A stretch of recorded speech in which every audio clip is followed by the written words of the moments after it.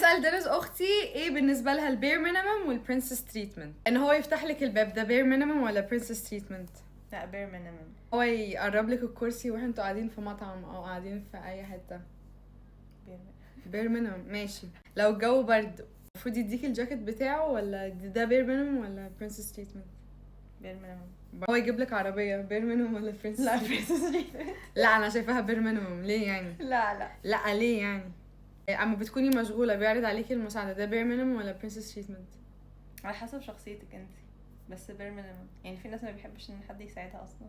ان هو يبقى دايما فاكر كل حاجه انت بتحبيها زي اكلتك المفضله، مشروبك المفضل.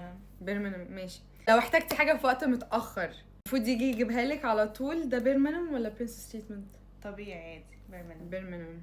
كوني تعبانه او مرهقه بير مينيمم. طب ايه برنسس تريتمنت؟